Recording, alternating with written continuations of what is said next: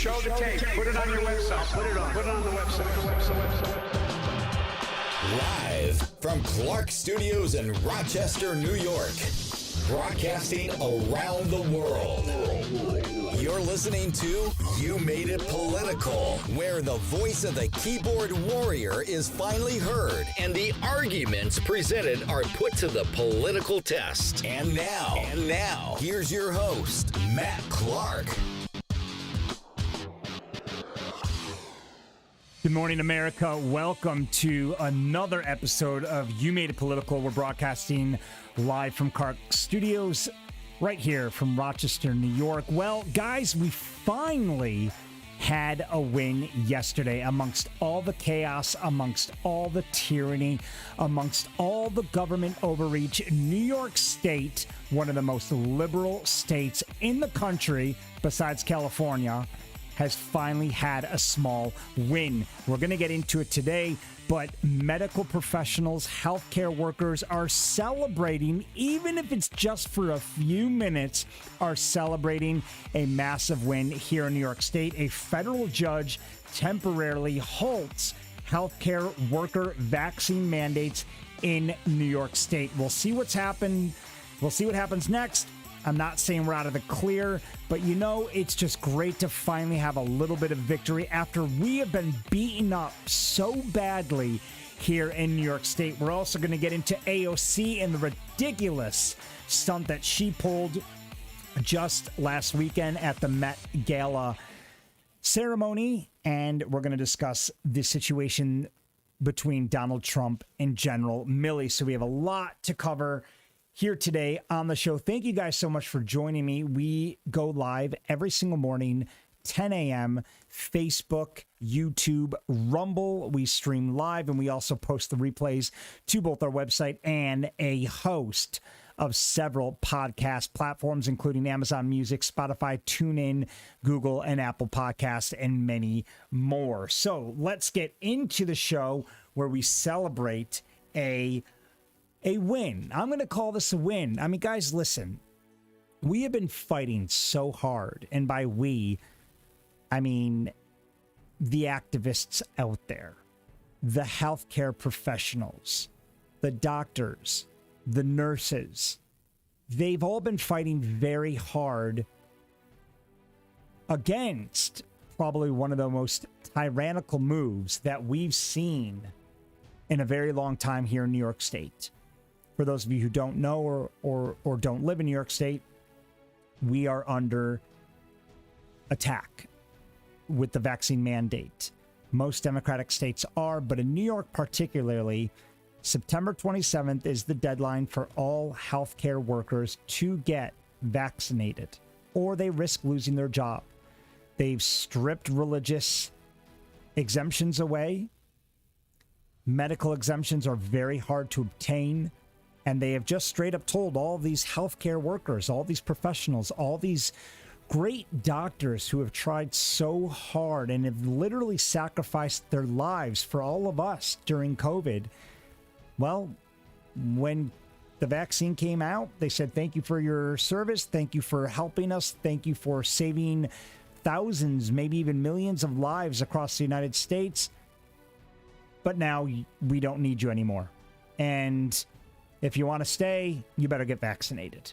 It's just been the biggest slap in the face to all these healthcare professionals. It's been disgusting the way that they've treated them. Well, they took to the streets, they protested, they fought back. The numbers here in upstate New York have been growing. They've been growing in downstate New York. I know yesterday they had a massive protest in New York City.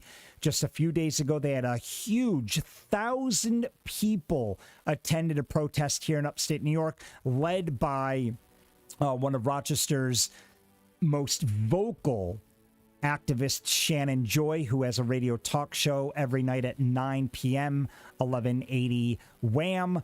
And you can also catch her on iHeartRadio. Shannon has been fighting so hard to fight against the medical tyranny that's been pushed upon our healthcare workers here in New York State. Well, she got the crowds going. She rallied the troops And that's what Shannon Joy does. And I can't applaud her and all of the healthcare workers who have fought so hard to finally force a federal judge to say, you know what? Hold on a second. Let's put the brakes on this thing. Let's just give it a minute to try to really decide if this is constitutional, to really take a look at whether legally we're even allowed to do this in the first place, which, to be honest, I don't think so. I think it's very unconstitutional. I think what they did to the children in school just a few years ago was extremely illegal, when they kicked all of these kids out of school because they forced them to either get fully vaccinated with all of the prior vaccines, or they kicked them out of school. Well, 27,000 kids got kicked out of school here in New York State when Governor Cuomo pulled the religious exemption. A disgusting act of tyranny. But now we're seeing it all over again, not just on a federal level, but here locally on the ground with our healthcare workers. So huge win. New York Judge Halts healthcare vaccine mandates. And I couldn't be more pleased about this decision. So let me break this article down for you guys a little bit. For those of you who are unaware of what's going on here, I know a lot of you are sitting here thinking, Jesus Christ, I was just about to lose my job. Is my job safe right now? I know there's thousands of people in New York State who are they're wondering right now, am I safe? I mean, just September 27th is coming very quickly. I mean, right now, what are we? We're the 15th or the 16th, depending if my watch is correct. We're the 15th. And you know, these people only have until September 27th to try to figure out what they're going to do with the rest of their lives. My own sister included, who refuses to get vaccinated because she stands for medical freedom. So her, as well as thousands of others, are freaking out here. So what does this mean? What does this temporary halt mean? Well, as you know, a federal judge temporarily halts healthcare worker vaccine mandates in New York. Judge David Hurd of the U.S. District Court for the Northern District of New York temporarily blocked a state mandate forcing medical workers to be vaccinated as a condition of employment. The order comes after a group of healthcare workers sued Governor Kathy Hochul and other state officials. The healthcare professionals argued their constitutional rights were being violated given the mandate did not allow religious exemptions. According to the order from Judge Hurd, who is leading the charge on halting the mandate, according to the order from Hurd, a Clinton appointee, by the way, the vaccine mandate is suspended in operation to the extent that the State Department of Health is barred from enforcing any requirement that employers deny religious exemptions from COVID-19 vaccination, or that they revoke any exemptions employers already granted before the vaccine mandate issued. So they're basically saying you need to reinstate these religious exemptions. You guys are barred from denying them, and anybody that you already granted a religious exemption from, you need to reinstate. So huge win. The state of New York has until September 22nd. So that's just next week. The state of New York has until September 22nd to respond to the lawsuit in federal court. Now, what's interesting to know, reading through some of these comments here brought to us by townhall.com, one interesting comment that did stick out, and I'll throw this up on the comment cam here. One comment that did stick out is that the state will almost certainly appeal to the second court. If the decision is upheld, then there would be a conflict with the Seventh Circuit, which ruled the other way. So there's going to be a little bit of a legal war going on here in New York State between the different circuits and the different court of appeals, but we'll see which one will prevail. I'm praying for all of you healthcare workers out there. I'm praying that New York does the right thing for all of you and sets an example and leads the charge against medical tyranny, and that hopefully this sends a very strong message all the way up to the Biden administration and lets them know, too, that what they're doing is wrong. It's unconstitutional, it's illegal, it's unjust, and it's just a slap in the face to Americans nationwide, regardless of what you think about the pandemic. Our Constitution cannot take the back seat. I've been screaming about this for over a year now. It doesn't matter how serious of a situation we have. Doesn't mean that we don't have to take it seriously, but it doesn't mean that we put the Constitution on the back burner while our government decides to throw these ridiculous and tyrannical measures our way. Otherwise, we're just going to end up being Australia. So not only are they acting tyrannical, but we know that the CDC is contradicting themselves left, right, and center. And this doctor calls them out on that. COVID contradiction, chickenpox guidance exposes CDC's mixed messaging on vax, this one doctor said.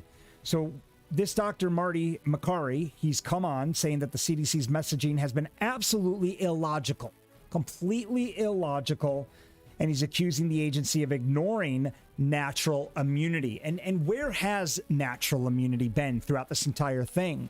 Well, doctors are finally starting to come out and say, wait a second. This whole CDC nonsense with the COVID pandemic completely contradicts every other prior disease and how we've handled those in the past. We're being very contradictory right now. So Dr. Marty Makary says, listen, we've had enough of this. He's then gone on to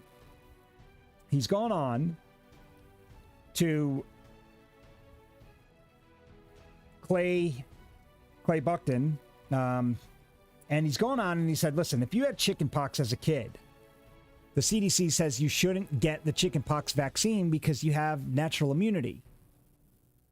So why doesn't the CDC say the same thing about those who already have COVID? So Marty Makary went on to Clay Travis and Buck Sexton show.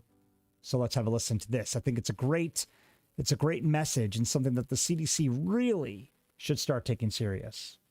Now they have a chickenpox vaccine. I've never, to my knowledge, gotten the chickenpox vaccine because I had chickenpox as a kid.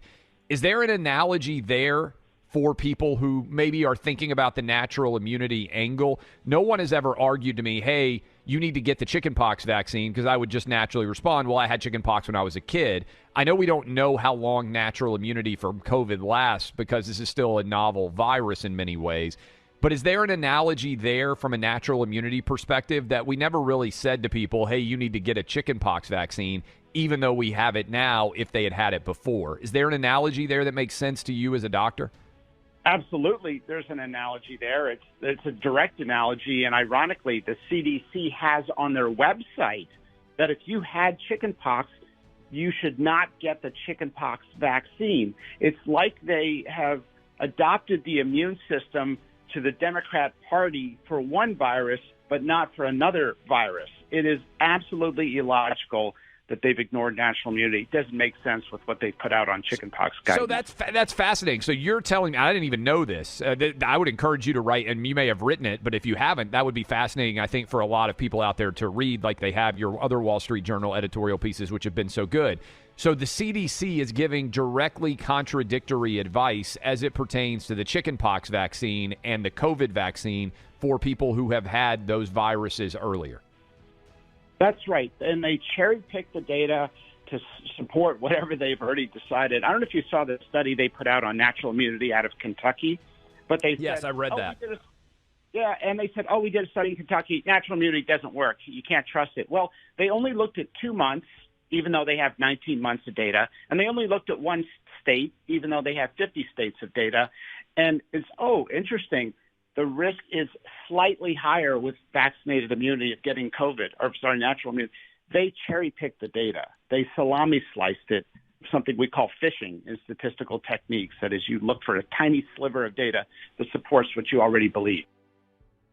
So as you can see here, this doctor has come on to the Clay Travis and Buck Sexton show, and he's basically saying, listen, guys, you can't, if you're going to present the data, you got to present all the data. You can't cherry pick the data and only focus on the last 2 months when we've ignored the last 18. You can't only focus on one state's data and take the worst parts of it and then scare the hell out of everybody and forget the other 49 states, which essentially is what the CDC is doing. So he raised a great point here, and he said, you know, on the CDC's website, it very clearly states that if you had chickenpox, you don't need the vaccine. It very clearly states it. If you had chickenpox, you don't need the vaccine.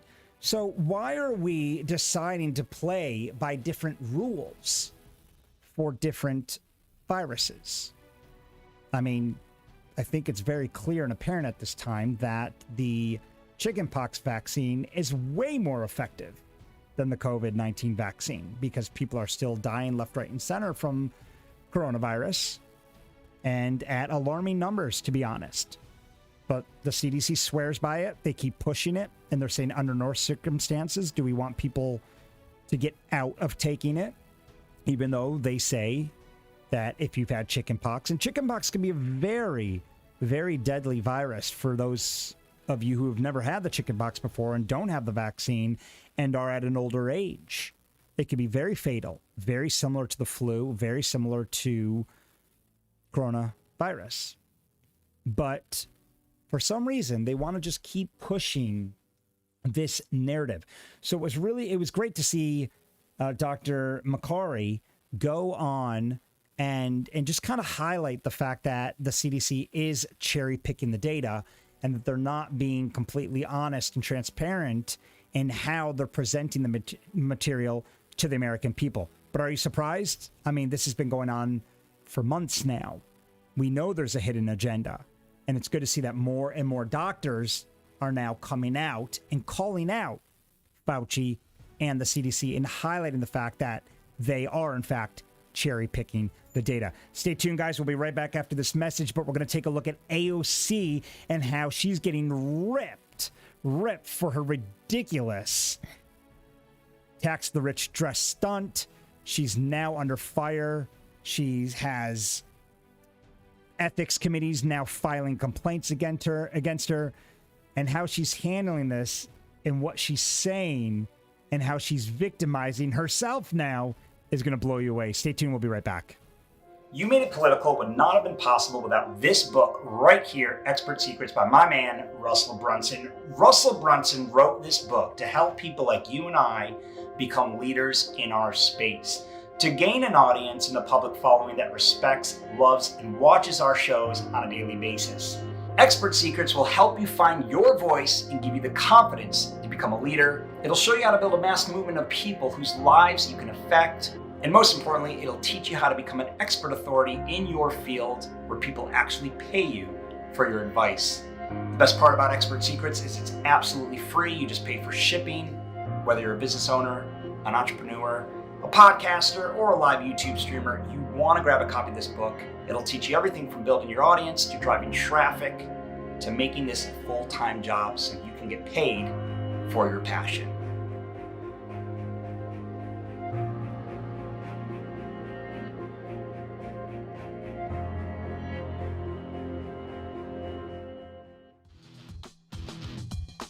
Welcome back to You Made It Political, where the voice of the keyboard warrior is finally heard, and the arguments presented are put to the political test. And now, here's your host, Matt Clark.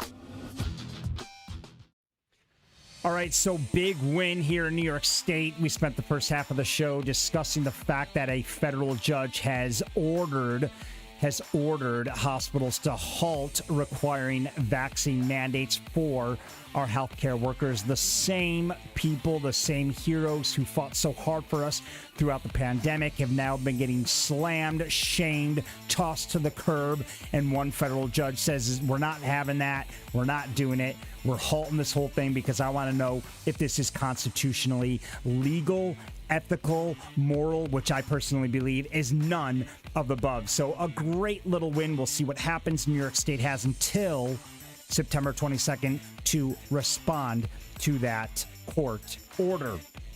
AOC is now under fire. I mean, listen, guys, she has got to be one of the dumbest Congress members in the United States right now. I mean, just when you thought she couldn't say anything dumber, she goes and blows us away on a daily basis, whether it's climate change, whether it's her socialist agenda, whether it's her constant attack on the rich, which is what she did while at an elitist party. I mean, I couldn't believe it when I saw the dress she wore. I'm sure you guys have all seen it by now, but AOC decided to go to the Met Gala, okay, the Metropolitan Gala, which is apparently the fashion show equivalent of the Oscars, which was just a couple days ago. AOC decides to go, and she goes wearing this dress that says tax the rich. I mean, I don't know what the hell she was thinking. Tickets to this thing were like $35,000 a pop. To get a table at the Met Gala, you had to spend $275,000. So you can imagine there's a lot of very rich people there. I mean, we're talking mega rich here. If you can drop $35,000 on a ticket, you're probably one of the people that AOC is slamming here with this dress. I mean, this is how absurd and obnoxious and just flat out stupid this congresswoman is. I don't know how she got elected. I will be amazed if she gets reelected, but not surprised, because we are talking about, you know, her district downstate, and it's some of the most liberal progressives in America right now, all in that one area. So I won't be surprised if she gets reelected, but it doesn't negate the fact that half the stuff that comes out of her mouth just blows me away. It blows my audience away. And here she is again, wearing this tax the rich dress to a very expensive elitist dinner where people paid $35,000. So obviously she got ripped for it. AOC got ripped for attending the elite Met Gala in her tax the rich dress. So exactly what are people saying about this? Well, they've taken to Twitter. They're disgusted with the situation, and a lot of people are just furious. So furious that we'll get into it in just a minute, but so furious over the situation that an ethics complaint has been filed against AOC over the Met Gala attendance. So she's getting ripped for it. The New York Post has reported, self-proclaimed socialist, by the way. I mean, listen, you don't get any more socialist than AOC, besides Bernie Sanders. Okay? AOC and Bernie Sanders are leading the charge on the socialist agenda. You don't get any more socialist. I mean, she's a self-proclaimed socialist. So as the New York Post reports, self-proclaimed socialist representative Alexandria Ocasio-Cortez claimed early Tuesday that it was her responsibility. It was AOC's responsibility to attend the Met Gala. By the way, her tickets were free. Okay, so she was given free tickets to this gala and then wears this dress that basically just slaps everybody there in the face and says, I'm really here just to troll your ass. That's about it. Ultimate troll move. So she claims it was her responsibility to attend the Met Gala as she was roundly ripped for wearing a couture tax the rich dress to the elite bash, where tickets cost at least $30,000. The maskless AOC, by the way, maskless, turned heads as she joined other left-wing leaders like Mayor Bill de Blasio at the exclusive New York bash late Monday, passing by a Black Lives Matter protest against the event taking place outside. So you've got a Black Lives Matter protest taking place right outside, where Democrat supporters of BLM, like Bill de Blasio and AOC, are also wearing outfits that blast the rich while also getting blasted by Black Lives Matter. So the whole thing's an absolute shit show before this thing even started. I mean, it was just a disastrous night to begin with. The attention was focused on all the wrong people and all the wrong topics. AOC justified wearing her dress by New York-based Aurora James, whom she hailed a substantially focused Black woman immigrant designer. Again, while BLM was outside blasting AOC on the way into the event, claiming they were there to kick open the doors at the Met. And before haters get wild flying off the handle, New York elected officials are routinely invited to and attend the Met due to our responsibilities in overseeing and supporting the city's cultural institutions for the public, AOC tweeted. So she's saying, hey, listen, guys, before you fly off the handle here, okay, before the haters fly off the handle, let me remind you that it is our responsibility in overseeing and supporting the city's cultural institutions for the public. So AOC is under a huge amount of scrutiny here. I mean, I don't know what she was thinking going to this thing. I mean, did she want to get her ass kicked? I mean, did Bill de Blasio, did they want to get beat up at this event? Do they never, ever want to get invited to another event again? It's just absolutely disgusting. Donald Trump Jr. then asked, what makes AOC a bigger fraud? The tax the rich dress while she's hanging out with a bunch of wealthy left-wing elites, or the lack of masks after spending the past 18 months as one of the biggest authoritarian mask Karens in the country? I don't know. It's a tough question. It's a tough question. So she's getting attacked, getting absolutely rinsed. Actor Michael Rappaport shared a similar message, tweeting, custom tax the rich dress while at the most elite event in the world. So unbelievably contradictive of AOC, complete hypocrisy, as she was given free tickets, by the way, to go to this event. So listen, AOC, she must have known it was coming. Okay, she must have known it was coming. The ethics committee is now filing a complaint against AOC over the Met Gala attendance. I mean, you can't make this stuff up.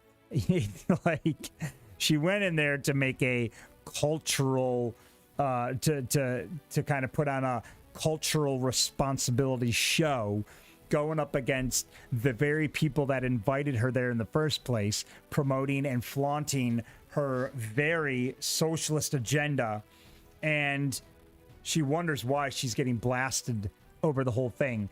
Well, now an ethics complaint is being filed against AOC. An ethics complaint is being filed against AOC for her ridiculous and very immature display that she put on the other night. So let's break this article down for you guys. An ethics complaint is being filed against AOC. I mean, did you expect anything less? The American Accountability Foundation, a conservative watchdog group, filed an ethics complaint against AOC for accepting free tickets, by the way. She accepts free tickets against, or for the event, for the Met Gala, where she wore her custom white gown that read, tax the rich. The self-proclaimed socialist drew backlash on social media over attendance Monday at the lavish ball, where tickets go for at least $30,000 and tables priced at $275,000. So we just read how she's trying to justify it, how she's trying to basically get out of her disgusting act here of betrayal, by the way, towards these elitists who gave her free tickets in the first place, by saying, I was there acting culturally responsible and it was my duty. No, AOC, it's not your duty to act like a total freaking jackass and go up against the very people that not only wanted to take this minute to help out and raise money for the Metropolitan Museum, but who also donate hundreds of thousands of dollars, millions of dollars to charities every single year. And when you tax these people, when you actually tax these people, you're taking away their ability to continue to donate and contribute. So before socialists like Bernie Sanders and AOC and others run their mouth, they might want to look at how much money are these people donating every single year? How much are these elitists that they slam and shame? How much are they donating every single year? And let's not kid ourselves. It's not like AOC is sitting there freaking eating ramen noodles on her college dorm room floor anymore, or in the back of the bar in between bartending shifts. I mean, she's making $175,000 a year. You know she's going to make a boatload of money on book deals. She's one of the most prominent, one of the most high-profile Congresswomen in the United States Congress right now. So she stands to make a lot of money from all of this. And she will become extremely wealthy. AOC is actually going to become one of the very people, one of the very elitists that she goes around slamming. How is that going to look when she's now got her own net worth of tens of millions of dollars? You still going to slam the rich, AOC? You're still going to be playing the socialist card? Because when you actually push your socialist agenda onto the rich, the first people to go or stand the most to lose money are the rich, and AOC stands to be one of these elitists one day. So the whole thing doesn't make sense. It's complete hypocrisy. It's complete double standards. And we know once AOC becomes the very elitist that she's slamming right now, watch how quickly she changes her socialist tune. Watch how quickly. So complete hypocrisy. AOC is being slammed. And here, this is the most hilarious part about it all. AOC complained on Instagram that she was criticized more harshly because she's a woman. So, I mean, this is like freaking the best part about the whole situation. Not how dumb she is. Not the fact that she wore a dress to an event that she was graciously given free tickets to then throw that back in their face with her stupid tax the rich dress. Not the fact that she's now getting an ethics complaint filed against her, but the fact that she's actually now trying to victimize herself and play the martyr.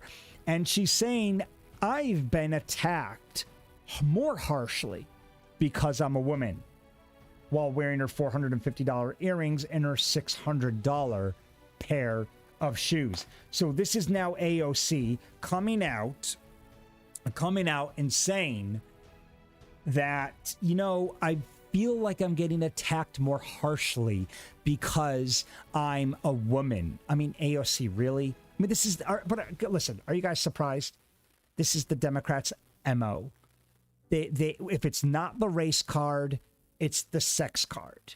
Well, AOC, if you're so happy to play the sex card, where were you during Governor Cuomo's 10, 11, whatever it was, sexual harassment charges? Where were you for these women then? We didn't see Me Too.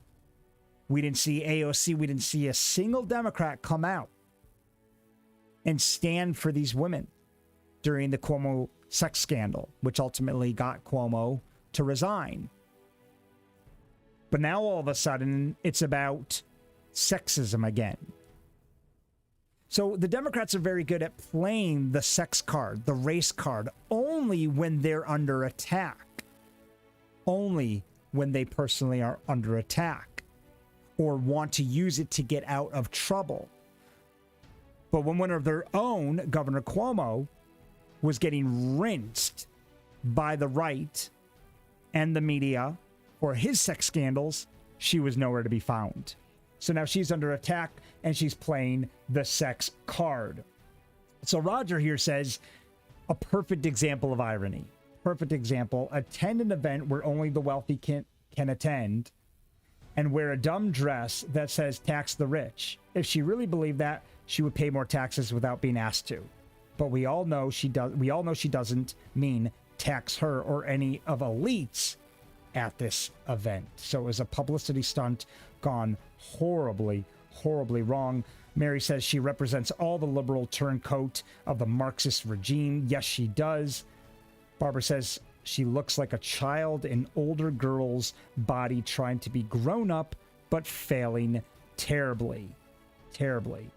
Kathleen says she was criticized because she is a tone-deaf idiot. New York, wake up, send her back to tend bar. It's exactly what needs to happen. So AOC is trying to get out of this whole thing now by claiming she's been harshly criticized because she's a woman. I mean, that's the deal. That's where we are right now in society. And it only seems to be a card that the Democrats play when they're under fire. But when Cuomo was under fire, you didn't hear them play it at all because they were trying to save one of their own. So completely hypocritical, completely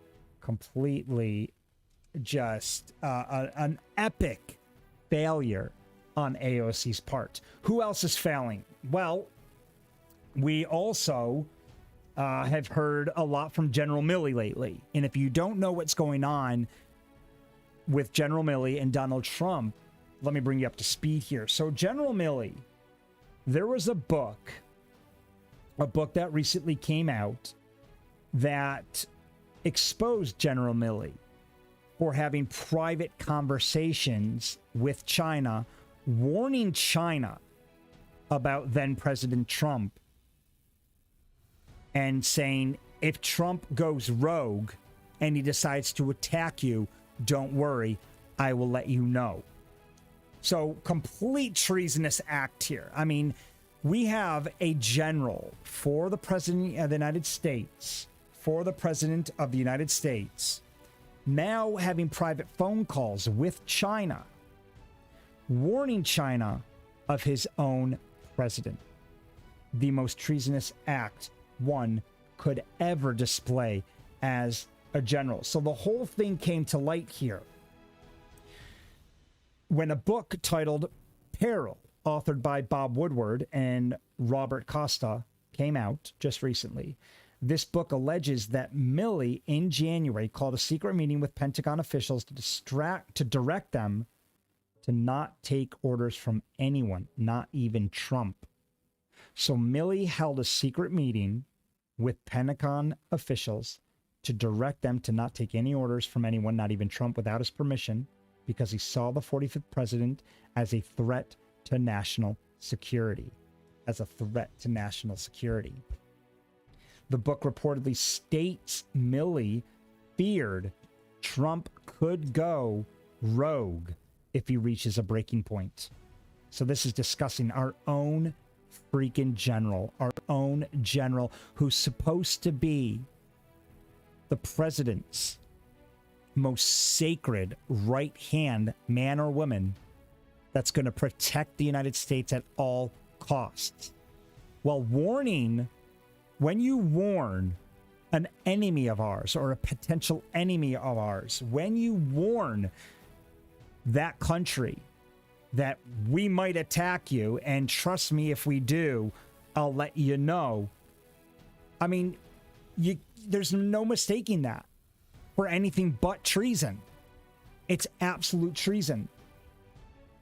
So Trump's fired back. Trump did not hold back in his response to the allegations, which said, if true, which it's not, but if it was true, Milley would have committed treason. It's just, there's no two ways about it. Milley would have committed treason. And here's Trump talking on the phone, explaining that Milley called China behind Trump's back. Let's take a listen.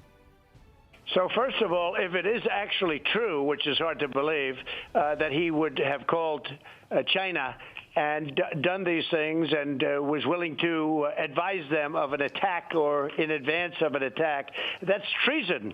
And I would think, I've had so many calls today saying that's treason, number one. Number two, it's totally ridiculous. I never thought of it. You were there. You knew what was happening in the White House. You have plenty of friends.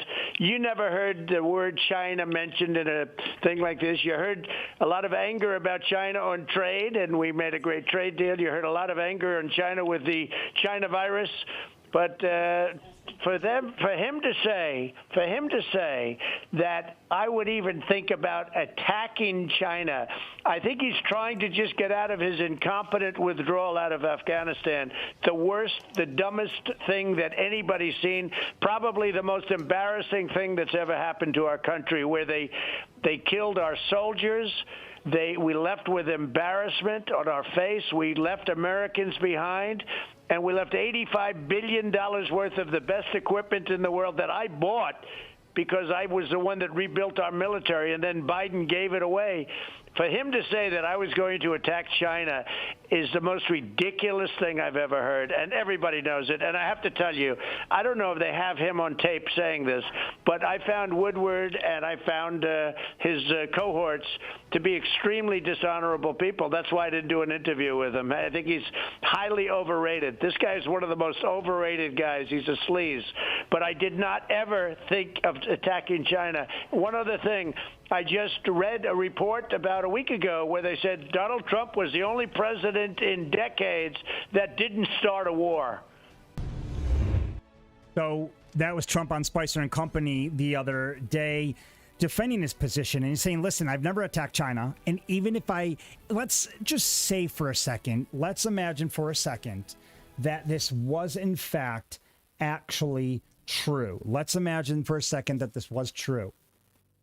This would be treason. Is this where we are as a country right now, where we allow our generals to have private conversations with Pentagon officials behind president's back? Is this where we are as a nation, where it's acceptable to allow a general to contact a potential enemy of the state to warn them that we may attack them one day, or to let them know if my president ends up attacking you, I will let you know? How is he not being tried for treason right now? How is this not national, international news? And why isn't he in court? Why isn't he in court? Why aren't both sides, left and right-wing media outlets, making an absolute spectacle of this situation? I'll tell you why. Because we are being governed here in the United States by the most corrupt administration this country has ever seen. I mean, that is where we are with this entire situation. It's corrupt. It's a fraudulent. It's an illegitimate administration. They cheat. They steal. They lie. They kill to get their way. Literally. They're the most unethical and dishonest and immoral administration I have ever witnessed in my lifetime. And I'm sure a lot of the older generation that have seen many presidents come and go before my lifetime saw, I think they'd agree. I think they'd absolutely agree that this is just, not only have we witnessed tyranny from the Biden administration, but we are now witnessing treason, and not a damn thing is being done by any of it. Why? Why isn't anything being done about any of this? And this is just what blows my mind on this entire situation. I don't understand it. It's disgusting. I know that Democrat states are getting away with these unconstitutional and illegal mandates. I get it. Governors are allowed to dictate what they want to their own states. If we don't like it, I guess we just got to move to a more free state like Texas, or like Florida, or South Carolina, or Tennessee. Very few, or South Dakota. Very few states in the country that are free anymore. If we don't like where we live in a Democrat state, we're just going to need to leave. Californians are probably going to end up leaving in droves, especially after the fact that Governor Newsom pretty much won the recall vote. I mean, by a landslide. It just goes to show how whacked out the people in California are. I mean, it's the liberal playbook of insanity out of California, written and led by Governor Newsom, which New York adopts. But on a federal level, you'd like to think that at least we get some sort of protection from our own administration, but we don't. Not only do we not get protection, it's completely the other way around. We're getting attacked. We're getting attacked unconstitutionally every single day, and we've seen it time and time again. And I don't see any light at the end of the tunnel until we get these tyrannical assholes out of office, because that's what they are right now. They are tyrannical assholes. And I mean that about every single one of them. So Donald Trump put out a press statement the other day, just absolutely destroying General Milley with this statement. I'm going to read it to you guys before we break. If the story of dumbass General Mark Milley, the same failed leader who engineered the worst withdrawal from a country, Afghanistan, in U.S. history, leaving behind many dead and wounded soldiers, many American citizens, and $85 billion worth of the newest and most sophisticated military equipment in the world, and our country's reputation is true, if all of that is true, then I assume he would be tried for treason, and that he would have been dealing with his Chinese counterpart behind the president's back and telling China that he would be giving them notification of an attack. You just can't do that. You can't do that. So if it was true, this would be treasonous, and he should be tried for treason. The good news, however, Trump goes on to say in his statement, the good news is that the story is fake news concocted by a weak and ineffective general, together with two authors who I refuse to give an interview to because they write fiction, not fact. Action should be taken immediately against Milley and better generals in our military, of which we have many, should get involved so that another Afghanistan disaster never happens again. Remember, I was the one who took out 100% of the ISIS. Milley said it couldn't be done. For the record, I never thought of attacking China, and China knows that. The people that fabricated the story are sick and demented, and the people who print it are just as bad. In fact, I'm the only president in decades who didn't get us into a war. That's right. He's one of 4 presidents in U.S. history who didn't get the United States into a new war. If anything, he signed these peace treaty deals with the Middle East that Biden is completely gone and undone. And Lindsey Graham even goes as far to say that don't be surprised if we have another attack within the next couple years. Because, I mean, this is now where we are as a nation. We are probably the most vulnerable that we've ever been in a very, very long time. I just pray for the safety of the American people. I pray that we do start winning more local cases like New York State won yesterday. Federal judge has said, we're putting the brakes on these mandates. You're not doing it. I want to see if it's unconstitutional. Huge win here in New York State. And I think that's going to set the tone for other Democratic-run states to be like, you know what? This isn't right. Biden, thank you. You've gone too far. We'll take it from here. We're not interested in your opinion anymore. You do whatever you got to do in Washington. We're going to run our states ethically, morally, legally, and most importantly, constitutionally. Thanks for joining. Thanks for listening to You Made It Political with Matt Clark. Be sure to like, follow, or subscribe to the show, or leave us a review on iTunes. And if you like our show or want to know more, check out YouMadeItPolitical.com.